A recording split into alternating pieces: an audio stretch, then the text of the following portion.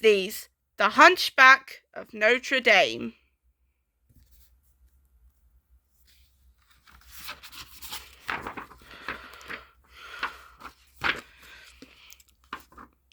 One morning, as the bells of the great Cathedral of Notre Dame echoed over the rooftops of Paris, a gypsy performer named Clopin entertained a crowd of eager children gathered before his puppet theatre. "Listen," said Clopin. "They are beautiful. No, but, the bells do not ring themselves." "They don't?" asked the puppet Clopin wore on his hand. "No," answered Clopin, pointing to the bell tower. "Hush, and I will tell you the tale of a man and a monster." The children listened as Clopin told the story of a gypsy family who, nearly 20 years before, had slipped into Paris only to be met at the dock by the evil Judge Claude Frollo and his brutal soldiers. Frollo despised gypsies, for to him they represented all that was bad in the world. As the family was taken prisoner, Frollo noticed the gypsy woman clutching a bundle. He commanded the soldiers to seize what he thought was stolen goods. That terrified woman ran across the square, then up the steps of the magnificent Cathedral of Notre Dame.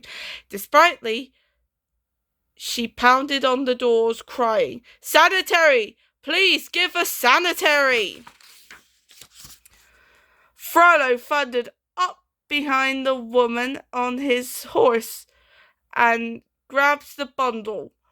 They struggled as she fell upon the stone steps and struck on his head. As Frollo looked upon the dead woman, the parcel in his eyes began to cry. "A baby!" muttered Frollo as he unwrapped the blanket to look inside.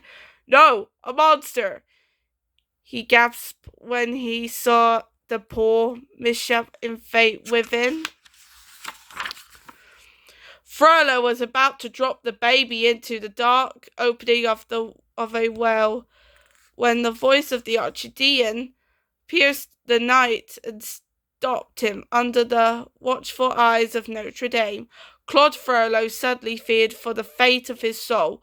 When he asked the Archdeacon what he should do, the priest told him to adopt him, fight, and raise him of his own. Frollo agreed, but only if the child could live in the bell tower of Notre Dame.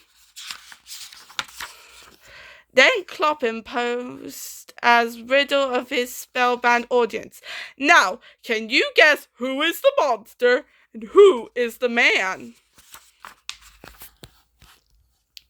High above, in the bell tower of the cathedral, there lived a gentle young man who did not know of Clopin or the other tale he told, nor did the young man know anything of the world that existed below other than what he observed from his bell tower home.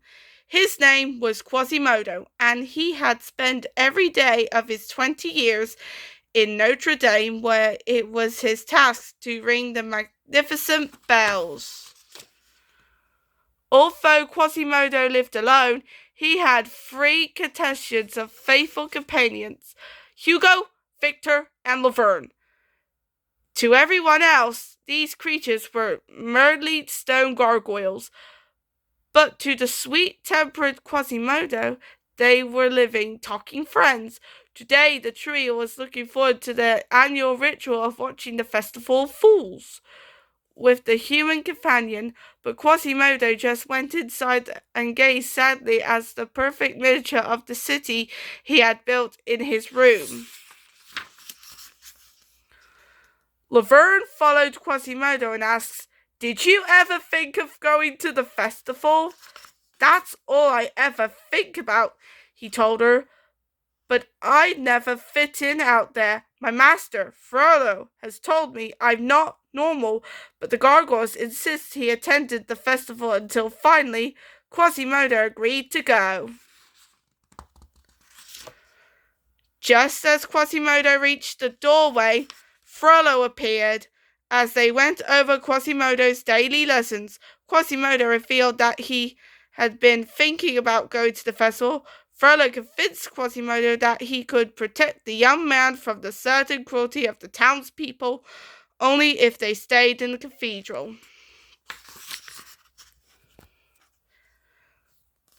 Down in the square, a beautiful gypsy Esmeralda played the tambourine, while her mischievous goat Jashali danced to the music. Passepartout dropped coins into a hat. In the crowd was the handsome Phoebus, Frollo's new captain of the guards, who had just arrived in the city. His eyes met Esmeralda's, and for a moment they had held each other's glance. But another gypsy signaled that trouble was near. Dashali quickly grabbed the hat in his teeth, spilling the coins onto the ground as Esmeralda rushed to gather the money. Two soldiers approached.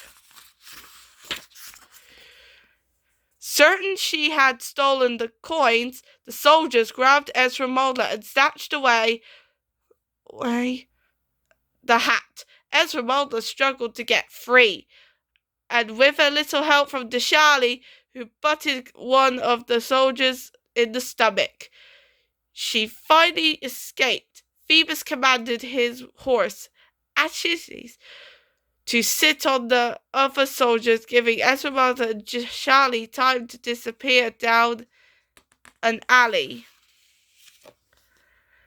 A short while later, Phoebus reported to Claude Frollo at the Palace of Justice. "I expect nothing but the best from a war hero of your cobbler," said Frollo. But as they made their way down to the dark corridor, Phoebus heard the sound of someone being whipped. Continuing their talk along the walkway, Phoebus began to wonder about Judge Frollo's idea of justice.